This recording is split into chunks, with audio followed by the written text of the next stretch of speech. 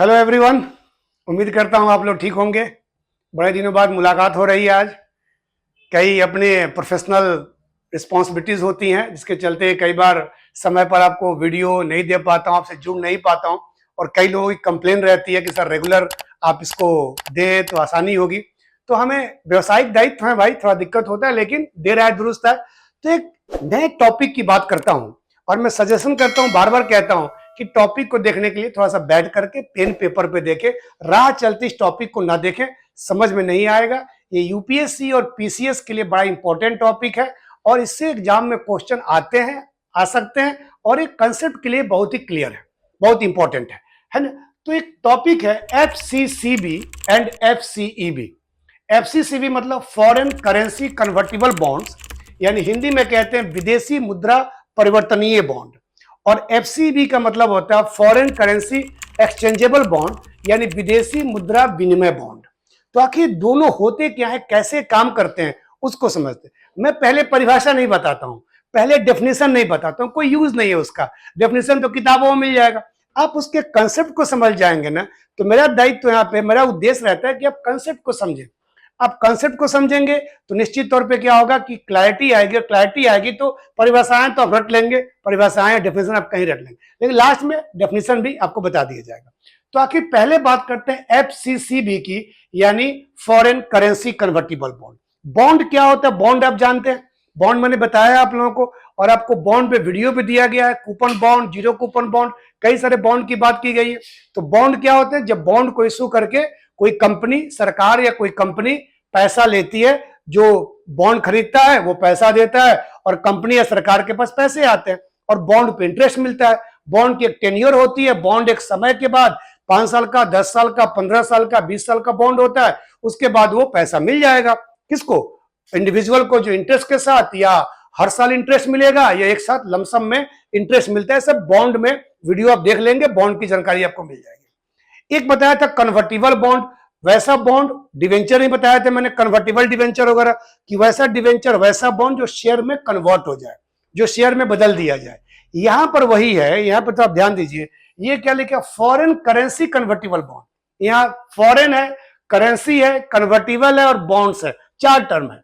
Foreign currency convertible bond, विदेशी मुद्रा परिवर्तनीय बॉन्ड, यानी ऐसा बॉन्ड जो विदेशों के लिए इशू किया जाए, ऐसा बॉन्ड जो फॉरेन करेंसी में हो, और ऐसा बॉन्ड जो कन्वर्टिबल हो। ये चारों क्वालिटी इसी में आ गई।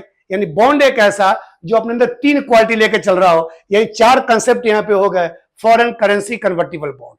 अब इसको समझते हैं आप एग्जांपल से। मान लो एक कंपनी है IOCL, Indian oil corporation limited, India की बड़ी फेमस कंपनी है। सब लोग पेट्रोल पंप पे आईओसीएल से पेट्रोल भरवाते होंगे, कई लोग भरवाए होंगे। इस कंपनी को मान लो कि अब किसी फॉरेन कंट्री के, मान लो यूएसए ले लो, यूएसए के पब्लिक से फंड लाना होगा, तो यूएसए का पब्लिक ऐसे तो पैसा देगा नहीं। और ये मत पूछिएगा सर इंडिया की कंपनी को विदेशों से पैसा क्यों चाहिए। अरे भाई, हम लोग ग्लोबलाइजेशन में रह रहे हैं और हर कंपनी को पैसे की आवश्यकता होती है। तो डोमेस्टिक और एक्सटर्नल, घरेलू और विदेशी, दोनों स्रोतों से वो चाहता है कि मैक्सिमम फंड जो है जनरेट किया जाए। इसलिए इंडियन कंपनी आईओसीएल यूएसए में जाकर के अपना बॉन्ड बेचेगी, अपना बॉन्ड बेचेगी। और बॉन्ड जो लोग वहां खरीदेंगे, ये बॉन्ड होल्डर कहे जाएंगे, और वो लोग यहां से फंड का ट्रांसफर करेंगे, फंड्स ट्रांसफर करेंगे जो भी लोग खरीदेंगे। और ये फंड जो लेंगे वो किस में लेंगे? यूएस डॉलर में लेंगे। यानी जो भी ये आईओसीएल को पैसा मिलेगा वो डॉलर में मिलेगा, क्योंकि ये फॉरेन करेंसी, नाम ही है फॉरेन करेंसी। जनरली बॉन्ड का यानी हुआ क्या, आईओसीएल ने बॉन्ड बेचा यूएसए के पब्लिक को, यूएसए के पब्लिक ने पैसा दिया, आईओसीएल को पैसा आ गया। अब जनरली बॉन्ड में क्या होता है कि बॉन्ड के जो टाइम पीरियड होता है, जो मैच्योरिटी होती है, जो परिपक्वता अवधि होती है, उस समय के बाद ये क्या करेगा, आईओसीएल इस आदमी को पैसा दे देगा और अपना बॉन्ड ले लेगा। लेकिन कन्वर्टिबल बॉन्ड्स में क्या होते हैं कि 5 साल बाद, मान लो 5 साल का है, तो यूएसए पब्लिक जो है ये इनको अपना बॉन्ड जो है आफ्टर 5 ईयर्स, ये बॉन्ड जो है वापस करने को हम सरेंडर कहना कहते हैं। सरेंडर कर देगी, वापस कर देगी। और बदले में आईओसीएल उसको पैसा नहीं देगा। आईओसीएल क्या करेगा, IOCL उसको इक्विटी शेयर दे देगा, IOCL उसको इक्विटी शेयर दे देगा। यानी आप जानते हैं शेयर्स भी होते हैं कंपनी के पास, इक्विटी शेयर्स देगा, जितने का बॉन्ड्स होगा उतना का इक्विटी शेयर मिल जाएगा, इसलिए कन्वर्टिबल कहा गया। यानी बॉन्ड जो है कन्वर्ट हो गया शेयर में। जनरली बताया मैंने बॉन्ड में क्या होता है कि 5 साल के बाद ये बॉन्ड वापस करेगा, पैसा ले जाएगा, लेकिन यहां पे होता है कि नहीं, आपको बॉन्ड का पैसा नहीं मिलेगा, आपको 5 साल तक इंटरेस्ट मिला बॉन्ड पर, अब 5 साल बाद जब का पैसा हमारे पास ही रहेगा और उस पैसे पर आपको हम इक्विटी शेयर दे देंगे, और शेयर पे जो डिविडेंड मिलेगा, जो लाभांश मिलेगा, जो कमाई होगी वो आपका होगा, और उसके बाद शेयर आप बेचें, खरीदें, जो करना करें। शेयर्स के बाद कंपनी चाहे तो बेच, जो लोग चाहे तो बेच सकते हैं, ये उनके ऊपर जिम्मा करता है, डिपेंड करता है। तो ये होते हैं, यानी पहला काम क्या हुआ, पहला अगर मैं कहूं यहां पर, तो पहला ये हुआ IOCL ने बॉन्ड बेचा। दूसरा हो गया कि यूएसए के लोगों ने पैसा दिया, किसमें दिया, डॉलर में दिया, रुपया में नहीं दिया, डॉलर में दिया, और बीच में इंटरेस्ट जो है वो भी IOCL ने अमेरिका के लोगों को इंटरेस्ट किस उसमें दिया, वो दिया डॉलर में ही दिया। यानी इस बॉन्ड में सब काम जो होगा वो विदेशी मुद्रा में होगा, फॉरेन करेंसी में होगा, जिस कंट्री में IOCL बॉन्ड को इशू कर रहा है। ठीक है, उसके बाद क्या होगा, 5 साल बाद इस पब्लिक ने, लोगों ने बॉन्ड को वापस कर दिया, थर्ड कैटेगरी हो गया, और IOCL ने इनको क्या कर दिया, इक्विटी शेयर अलॉट कर दिया, और ये पूरा प्रक्रिया हो गया। उसके बाद जब चाहे तब जो है कंपनी जो है अपना पैसा, तो कंपनी शेयर का पैसा वापस नहीं होता है, ये जो बॉन्ड शेयर होल्डर्स हैं, जो अमेरिका के लोग हैं, वो जब चाहे अपना शेयर बेचें और उनको अपना पैसा ले लें, है ना। तो ये होते हैं FCCB। तो क्या कहेंगे इसको, यह एक बॉन्ड है जो विदेशी निवेशकों के लिए जारी किया जाता है। ये कभी भी ध्यान रखना कि इंडियन निवेशक के लिए ये जारी नहीं होता है। इंडियन इन्वेस्टर्स FCCB को नहीं खरीद सकता है, आप नहीं खरीद सकते हैं, मैं नहीं खरीद सकता हूं, ये सिर्फ विदेशी लोग, जिस देश में जारी हो रहा है उस देश के लोग खरीदेंगे, पहली बात। और सेकंड बात क्या है कि इसमें जो भी इंटरेस्ट मिलेगा वो फॉरेन करेंसी में मिलेगा या इन डॉलर में मिलेगा। तीसरी बात कि जो मैच्योरिटी होगा, परिपक्वता टाइम होगा, उसमें बॉन्ड का पैसा वापस नहीं होगा, बल्कि क्या होगा, बॉन्ड के बदले में उनको शेयर मिल जाएगा। ये हो गया FCCB, यानी एक बॉन्ड है जो विदेशी निवेशकों के लिए जारी किया जाता है, और परिपक्वता अवधि यानी मैच्योरिटी के पूरा होने पर उस बॉन्ड के अमाउंट के बदले बॉन्ड होल्डर्स को शेयर दे दिया जाता है, बात खत्म हो जाता है, और शेयर इसके पास है, अपना जब मर्जी है बेचे या ना बेचे। अब बात करते हैं हम लोग FCEB की, फॉरेन करेंसी एक्सचेंजेबल बॉन्ड, विदेशी मुद्रा विनिमय बॉन्ड। सब कुछ वही है, इसमें क्या चेंज हो गया, एक जो है यहां पे टर्म है एक्सचेंजेबल यानी विनिमय, ये टर्म दिया गया है, और ये थोड़ा सा ट्रिकी है, अगर समझ जाएंगे तो इसमें कोई ऐसा नहीं है, लेकिन समझ में आ जाएगा। सेम एग्जांपल समझते हैं हम लोग IOCL से। मान लो IOCL है, IOCL को फंड की नीड है, उसने बेच दिया USA के पब्लिक को, अपना बॉन्ड बेच दिया, USA के पब्लिक को बॉन्ड बेच दिया, और USA के पब्लिक ने क्या किया, फंड जो है वो दे दिया। यानी कि ये फंड्स जो है IOCL के बाद आ गया, और ये बॉन्ड जो है IOCL ने उनको बेच दिया। यहां भी ये फर्स्ट प्रक्रिया है और सेकंड स्टेप सही है। पहला स्टेप ये हो गया, सेकंड स्टेप ये हो गया, जो वहां पर भी हुआ था। ठीक है, अब ये भी बॉन्ड कितने समय के लिए, थोड़ा सा यहां पर दिमाग लगाएंगे, ये भी बॉन्ड कितने समय के लिए है, तो 5 साल के लिए है बॉन्ड, ये भी 5 साल के लिए मान लो। अब 5 साल बाद वहां पे क्या हुआ था, ध्यान देंगे, यहां पे क्या हुआ था कि USA के लोगों ने बॉन्ड को वापस किया था, शेयर ले लिया था।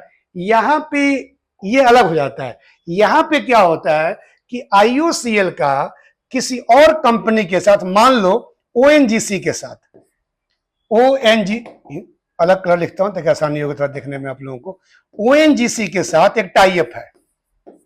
क्या टाई अप है ONGC के साथ कि भाई मेरा बॉन्ड आपके पास आएगा और आप ले लेना उसको। तो क्या होगा, 5 साल के बाद US पब्लिक जो है ये बॉन्ड इनको रिफंड सरेंडर करेगी। आपके दिमाग में क्यों करेगी, अरे भाई रूल बनाया गया है, मान लो ना, कुछ चीजें मान लिया करो। After 5 years. 5 साल के बाद जो यूएसए के पब्लिक है वो आईओसीएल को नहीं करेंगे, ये ओएनजीसी को करेंगे। और ओएनजीसी इनको जो है क्या करेगा, इक्विटी शेयर देगा, इक्विटी शेयर ओएनजीसी देगा, है ना, जितने का बॉन्ड होगा उतना देगा। ये आईओसीएल ओएनजीसी के बीच टाई अप होता है कि भाई हमारा बॉन्ड आपके पास आ जाएगा, और चूंकि वो गवर्नमेंट का बॉन्ड है और दोनों कंपनियां गवर्नमेंट की है, तो ये आईओसीएल के बॉन्ड को ओएनजीसी एक्सेप्ट कर लेगा। ध्यान रखिएगा, ओएनजीसी भी एल है, ध्यान रखिएगा कि ये दोनों के प्रोमोटर्स जो हैं, प्रोमोटर मतलब कंपनी के मालिक के ग्रुप, ये दोनों को प्रोमोटर्स जो हैं यानी कंपनी के स्वामी जो हैं वो सेम होने चाहिए। ये नहीं कि आईओसीएल के बॉन्ड को रिलायंस खरीद लेगा, रिलायंस यहां होगा तो रिलायंस की कंपनी खरीदेगी, टाटा होगा तो यहां भी टाटा के कंपनी ने बॉन्ड इशू किया है तो यहां टाटा ही कंपनी खरीदेगी, रिलायंस की कंपनी ने बॉन्ड की तो रिलायंस की कंपनी खरीदेगी, सरकारी कंपनी ने इशू किया सरकारी कंपनी खरीदेगी। ऐसा नहीं कि सरकारी कंपनी यहां हो प्राइवेट कंपनी यहां हो, यानी यहां पे आईओसीएल ने इशू किया यहां रिलायंस लिमिटेड ने खरीद लिया, ऐसा नहीं हो सकता है। ये खरीदना होगा सेम प्रोमोटर, प्रोमोटर मतलब कंपनी के मालिक। जैसे इसके मालिक कौन है, भारत सरकार है, सब भारत का राष्ट्रपति प्रेसिडेंट ऑफ इंडिया के अंदर काम करती है, जितनी भी पीएससी वगैरह होती हैं, पीएससी होती हैं, पब्लिक सेक्टर इंटरप्राइजेज जो होती हैं, तो ये प्रोमोटर्स जो हैं वो सेम होने चाहिए, सेम ग्रुप के होने चाहिए, बाहरी नहीं होने चाहिए। तो ये तभी ये आईओसीएल के शेयर्स बॉन्ड्स को ये ले लेगा। तो इसमें भी पैसा जो है फॉरेन करेंसी में भी आएगा, पैसा जो है फॉरेन करेंसी में ही होगा, फॉरेन करेंसी में होगा। और दूसरा चीज जो इंटरेस्ट होगा, जो ब्याज होगा, वो भी जो है फॉरेन करेंसी में ही होगा। यानी कि प्रिंसिपल अमाउंट, जो प्रिंसिपल है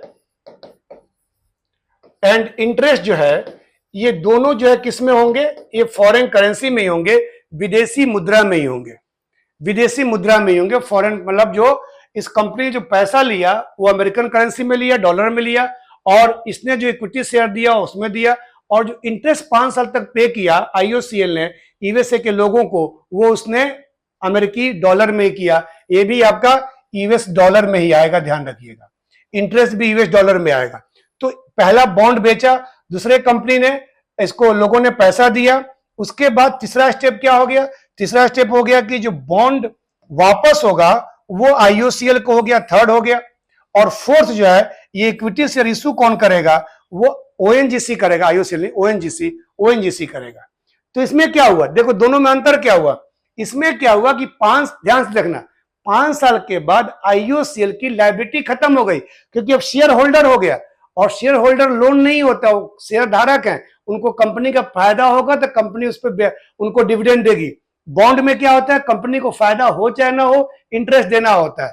तो बॉन्ड जो है लायबिलिटी होती है, और शेयर जो है लायबिलिटी है। शेयर एक फंड है जिसके बदले में वो फंड रेज करता है और पैसा देता है, ठीक है। तो यहां पे क्या हुआ कि बॉन्ड खत्म हो गया, अब शेयर हो गया, यानी कंपनी की आईओसीएल की लायबिलिटी खत्म हो गई, कर्जा खत्म हो गया, अब वो शेयर के रूप में आ गया, और शेयर पार्टनर्स है, वो कर्जा नहीं है। जबकि यहां पे क्या हुआ कि आईओसीएल का बॉन्ड बना ही रहा, ये बॉन्ड का ओनर चेंज हो गया, ध्यान देखिए, स्वामी मालिक चेंज हो गया। पहले इस बॉन्ड का मालिक यूएसए का पब्लिक थी, अब इस बॉन्ड का मालिक कौन हो गया, ओएनजीसी हो गया। कर्जा इस पे रहा ही, अब इंटरेस्ट पहले इसको दे रहा था आईओसीएल, अब इंटरेस्ट को देगा। ये सब बनाई गई है व्यवस्थाएं बनाई गई कि 5 साल बाद आईओसीएल के पास उतना पैसा नहीं है कि वो वापस करेगा, तो आईओसीएल ने ओएनजीसी से टाई अप कर लिया कि भाई 5 साल बाद मेरा बॉन्ड तुम्हारे पास आएगा, तुम रख लेना और शेयर दे देना, और सरकार एक ही, मालिक हमारी एक ही है, और हम जो है तुमको अपना ब्याज देते रहेंगे। तो 5 साल बाद इंटरेस्ट जो है अब यहां पेमेंट होगा, 5 साल तक इंटरेस्ट यहां पेमेंट हुआ और 5 साल बाद यहां हो गया। और यूएसए का पब्लिक जो है 5 साल तक बॉन्ड होल्डर इसका था और शेयर होल्डर इसका हो जाएगा। इसे कहते हैं एक्सचेंजेबल, विनिमय, यानी बॉन्ड जो है शेयर में कन्वर्ट हुआ, लेकिन उस कंपनी के लिए नहीं जिस कंपनी ने बॉन्ड इशू किया था, बल्कि उस कंपनी के लिए कि कोई कंपनी उसी ग्रुप की, उसी स्वामित्व की, उसी मालिकाना हक की कोई कंपनी होगी, उसी ओनरशिप की, उसी प्रोमोटर ग्रुप की, उसके लिए कंपनी हो गया। ठीक है।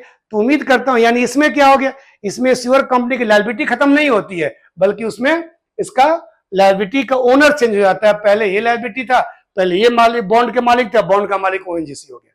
तो इस तरीके से एफसी भी काम होते हैं। परिभाषाएं पढ़ लेना, किताब में परिभाषाएं पढ़ लेना, नोट्स में परिभाषाएं पढ़ाने वाले बहुत लोग हैं, कंसेप्ट क्लियर करने वाले कम लोग होते हैं। इसलिए उम्मीद करता हूं कि आपका कंसेप्ट क्लियर हो गया होगा और आगे फिर हम मिलेंगे और निश्चित तौर पे अगले टॉपिक में मिलेंगे। जुड़े रहिए हमारे साथ और ऐसे ही एक कंसेप्चुअल क्लैरिटी वाले वीडियो की सीरीज में आपको अलग अलग कंसेप्ट क्लियर किए जाएंगे और उम्मीद करता हूं कि आप लोग इसका फायदा उठाएंगे और एग्जाम में सफल होकर अपना, अपने परिवार का और अपने गुरुजनों का यदि हो सके तो नाम रोशन करेंगे। Thank you very much for watching this video. Thank you.